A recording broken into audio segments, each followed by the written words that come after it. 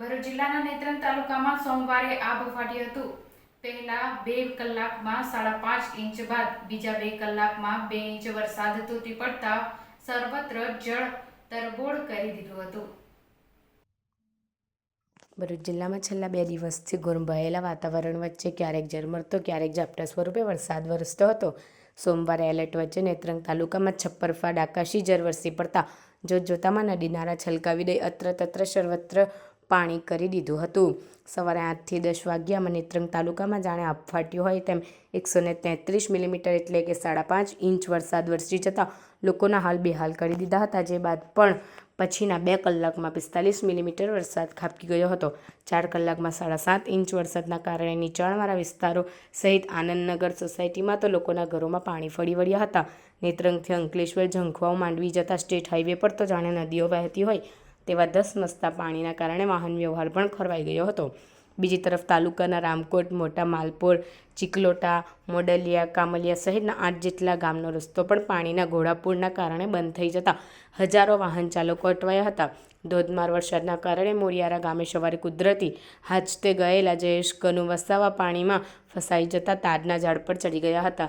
જેઓની મદદે મામલતદારની team આવી ધોધમાર વહેતા પાણીમાં દોરડાની મદદથી રેસ્ક્યુ કરી લેવાનો હતો। નેત્રંગમાં 4 કલાકમાં જ મેઘરાજાની સ્ફોટક ઇનિંગને લઈ યાલ ગામે નાળું તૂટી પડતા ડેડિયાપાડા જતો રસ્તો કટ ઓફ થયો હતો। ભરૂચ જિલ્લાના અન્ય તાલુકામાં બપોરે 2 વાગ્યા સુધીમાં ભરૂચ અને વાલિયામાં 15 મિલીમીટર, વાગરામાં 13 મિલીમીટર, ઝઘડિયામાં 12 મિલીમીટર, અંકલેશ્વરમાં 11 મિલીમીટર વરસાદ નોંધાયો હતો। જ્યારે જંબુસરમાં 4 મિલીમીટર અને આમોદમાં માત્ર 3 મિલીમીટર વરસાદ વરસ્યો હતો।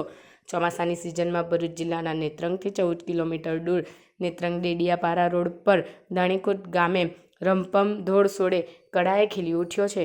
ભરૂચ જિલ્લાના નેત્રંગ તાલુકાના દાણીકોટ ગામ ખાતે આવેલ રંપમ ધોધમાં ચોમાસાના પગલે વરસાદી પાણી આવ્યા છે। નર્મદા ભરૂચ જિલ્લાની બોર્ડર પર આવેલ કરજણ નદી પથ્થરોની વિશાળ શિલાઓમાં થઈ વહી રહી છે। પથ્થરોની ઊંચાઈ વિશાળ હોવાથી પથ્થરો પરથી પડતા પાણીના ધોધનો અવાજ 10 કિલોમીટરની ત્રિજ્યાના ગામોમાં સાંભળવામાં મળે છે। દાણીકોટ ગામ પાસે આવેલ આ ધોધને ધારિયા ધોધ તરીકે પણ ઓળખવામાં આવે છે। બોલો, હું વસાવા રણવીર સિંહ અત્યારે હાલમાં ઉપસ્થિત છું કંબોડિયા ગામને ત્યાં, એટલે કે પુલની નીચે 2020-21માં બનાવેલ સંરક્ષણ દિવાલ આજરોજ થોડું વરસાદ પડતા તૂટી ગયેલ છે અને હાલમાં તમે જોઈ શકો છો કે તેની અંદર મટીરિયલ વપરાયેલું છે એ પણ એકદમ તકલાદી છે અને એના ઉપર તમે થોડા સમય પહેલાં આ બનાવેલું છે એટલે 2021માં સંરક્ષણ દિવાલ બનાવી ત્યાર પછી એટલો બધો વરસાદ બી નહીં પડ્યો અને આ ટૂંક જ સમયમાં તૂટી ગયેલું છે અને એની અંદર સળિયા બી વાપરેલા નથી। તો આને તમે કાયદેસર કાર્યવાહી કરવા નમ્ર વિનંતી છે અમારા દ્વારા। ને સ્મશાને જવા માટે એક જ રસ્તો છે, એના સિવાય બીજો કોઈ રસ્તો છે નહીં।